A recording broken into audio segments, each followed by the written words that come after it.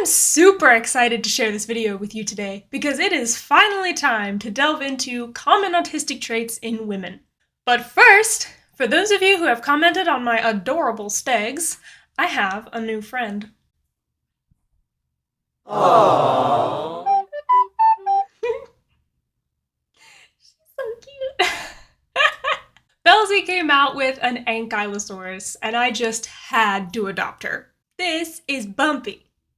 She is currently sold out on their website because she's so cute. But I was lucky enough to find her at a local Barnes & Noble. Okay, fine, I didn't find her, I hunted for her. Anyways, she'll look right at home next to Curbs.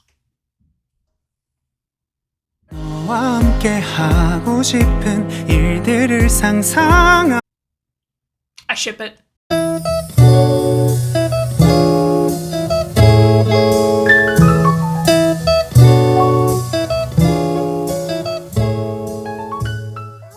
Hello, my mushrooms! Welcome back to my channel.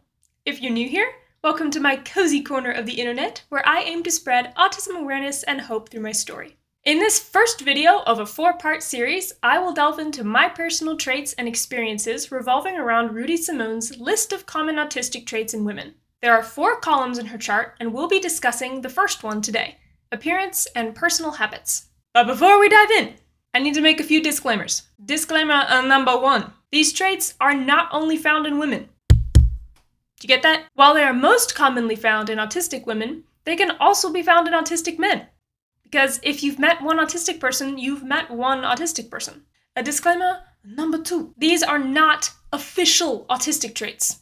In Rudy's book, Aspergirls, Empowering Females with Asperger Syndrome, she illustrates common traits/tendencies found in autistic women. If you relate to these traits, that doesn't necessarily mean you're autistic. At the same time, if you don't relate to these traits, that doesn't mean you aren't autistic. After all, autism is a spectrum. These traits are intended to give you a better idea of whether or not you might be autistic, but they cannot be used to diagnose you with autism. I think a lot of people forget that criteria A in the DSM-5 is actually the foundation of autism, as all 3 of the points under it are required for clinical diagnosis: social communication challenges, nonverbal communication challenges, and relational challenges. Yet, criteria B is what most people think of when they think of autism: stimming, need for routine and schedules, special interests, and sensory sensitivities. Only 2 of those 4 points are actually required for an autism diagnosis. If you would like a refresher on the DSM-5 criteria for autism, please check out my video where I decode the criteria for ASD, and I'll link it above right here. Phew! Okay, moving on. Here is a chart I found extremely helpful when understanding what autism often looks like in women. Created by Rudy Simone and adapted by Taylor Heaton, whom you may already know as Mom on the Spectrum, this chart illustrates many of the unique preferences and traits commonly found in autistic women. Bear in mind, Rudy's book was published back in 2010, before Asperger syndrome and autism were combined into autism spectrum disorder in 2013. However, despite its age, I find the traits to remain quite accurate. So let's dive in. Number 1. Why do I always have trouble flipping which way it goes? You know what, I don't even know. This is what happens when you take sign language, because you just like, this is 3 in sign language, and this is whatever. You know what? Number 1. Dresses comfortably. I have always placed comfort over beauty, opting to wear my favorite sweatshirt every day of the week rather than an outfit that doesn't feel comfortable. Don't worry, I do wash my clothes. That doesn't mean you won't find me in a pretty dress with my hair done. I just prefer simple outfits and hairstyles that don't require much effort. I have noticed several autistic women mention that they can't stand super tight clothing. And personally, I love my favorite leggings, and I am no stranger to skinny jeans. However, I do understand the discomfort with tight shirts in particular. I don't mind skin-tight clothing on my legs, but I am the happiest in loose t-shirts. Come to think of it, I don't even think I own a shirt in my actual size. The general discomfort with tight clothing comes from sensory sensitivities. Tight clothes that are constantly rubbing on your skin can be overstimulating. I definitely avoid scratchy clothing for that reason, sticking to mostly oversized cotton t-shirts and soft sweaters. Like this one. Oh my goodness, by the way, I am so ready for fall. It's like not even September yet, and I'm like, fall colors, let's go, okay. Number 2, spends less time on grooming and hair. I have 3 sisters, And when we each turned 13 years old, we were given basic makeup: foundation, blush, mascara, eyeshadow, and a few brushes. It was a coming-of-age tradition, as we were not allowed to wear makeup before that age. I spent the next 2 years attempting to wear makeup the way other girls did, but I found it exhausting and frankly pressured to wear it, like I wouldn't be beautiful without it. I never felt like I applied it correctly, and worse, I felt like I should already know how to use it at this point, because everyone else seemed to. I also watched how other girls couldn't walk out of their house without makeup on. It was a breeding ground for insecurity. Between that and masking, I quickly lost interest in makeup, hoping that my future husband would find me beautiful without it. And spoiler alert, he does. Now, I like to keep my morning and evening routine simple and effective. Spending hours in the bathroom getting ready for the day seems like a waste of time to me, especially because I've never quite understood why my peers put so much time and effort into their appearance. I am the most me when I'm comfortable.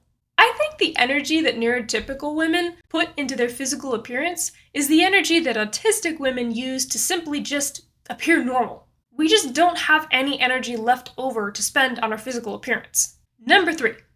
Eccentric personality and/or appearance. To say I'm eccentric would be an understatement. I wouldn't be able to tell you why exactly, but that fact has been made abundantly clear to me. I've been homeschooled most of my life. My first year in public school was in 8th grade. When the end of the year came about, the boy I had a crush on wrote these words into my yearbook: "Melanie, you are weird." That's it. I remember staring at those words, a little 8th grade girl who had gotten the courage to talk to her crush for the first time, and I didn't let anyone else sign my yearbook that year. Those words have stayed with me my whole life, defining me with a label that everyone continually seems to agree with. Thankfully, my story didn't end there. I found someone I can be my wonderfully weird self with. When I stim with a strange noise or move my body in an odd way, he'll often smile at me and say, "You're weird," then immediately mimic my noise or movement. There's a lot of laughter in our relationship. He doesn't tell me I'm not weird. He accepts me and treasures all of my weirdness. Plus, he's also quite the funky bird. Psst! Did you already forget that these are general autistic traits and not every single autistic woman or man will relate with them? Just checking. Number 4 is young for her age in preferences, appearance, and tastes. My clothing style is unique. When I'm not lounging in comfy sweaters, I'm twirling for my husband in a dress that makes me feel beautiful. Flower crowns and sparkly eyeshadow are my favorite accessories, though I'm down for a cute bow too. I have been mistaken for a high schooler in my 20s, and I don't care. I'm content being my whimsical, fairy-like self at age 24. Number 5. Usually more expressive than autistic males. I'm incredibly expressive, if you couldn't already tell, to the point where I weird people out with my intense facial expressions. With my family, I've learned that they give people a good laugh, so I make them often to make others smile, but I hide them outside the family for the most part. It feels as though my mask is quite physical on my face, because I keep every expression so toned down. But when I'm with people I'm comfortable with, this is the easiest part of my mask to take off.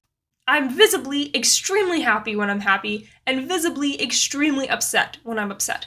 I guess you could say I'm an open book with every emotion dialed up a few levels. Number 6. May have androgynous traits with a feminine appearance. I am the girl in beautiful flower crowns and dresses who played games with plastic mythical creatures and wild animals when I was little. I was out in the dirt, my dinosaurs and dragons having massive battles that sometimes lasted multiple days. Not exactly what normal playtime would look like for girls. My other sisters almost never played outside in the dirt, nor did they have massive battles between dinosaurs and dragons. Even younger still, I was dubbed Moyer the Destroyer from VeggieTales' The Star of Christmas. It's Moyer the Destroyer! Ron Millward! I'm way ahead of you, Kevin! Because I would wake up from my nap and gleefully run to destroy whatever tower my other sisters had built while I was sleeping. Number 7.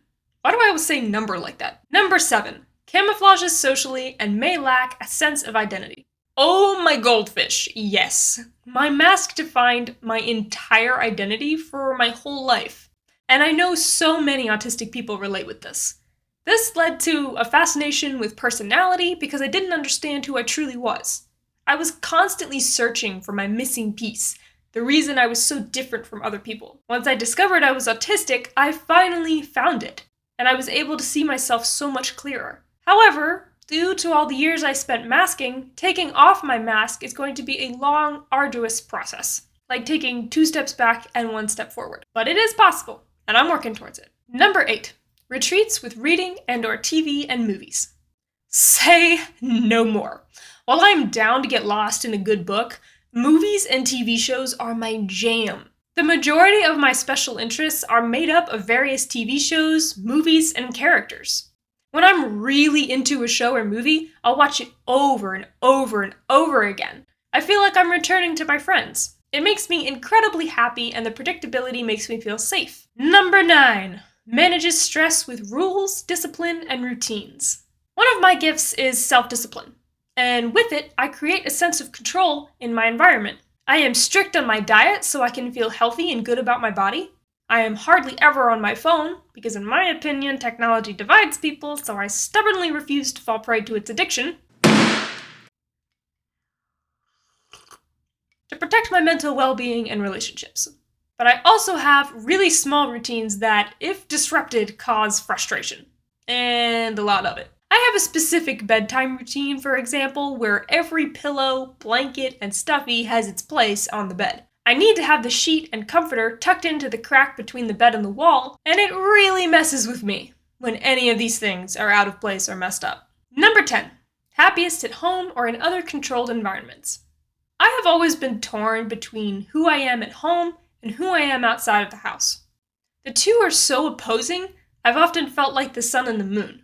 My sunny side being funky, blunt, and very talkative at home, and my moon side being sweet, shy, and quiet outside the house. I am definitely more unmasked around my family than my peers, though both groups do see different sides of me. I've always wondered which one was more me.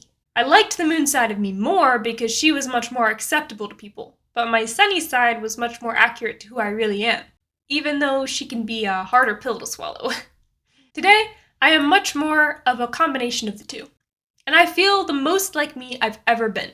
I am still sunshine mixed with a little hurricane, but thanks to my husband Gavin, I am finally seen and understood. After going through the first column, I want to reiterate again that these are not official autistic traits, but rather common tendencies or preferences found in autistic women. This means that not every autistic woman will relate with them, and of course, autistic men and neurotypicals alike can relate with them too. Honestly, this column of the chart is my least favorite to talk about, so I'm looking forward to exploring the next column with you soon. If you enjoyed this video and you would like to become a mushroom among wildflowers, please consider subscribing to my YouTube channel or my blog. Both are appreciated, and I will see you in the next one.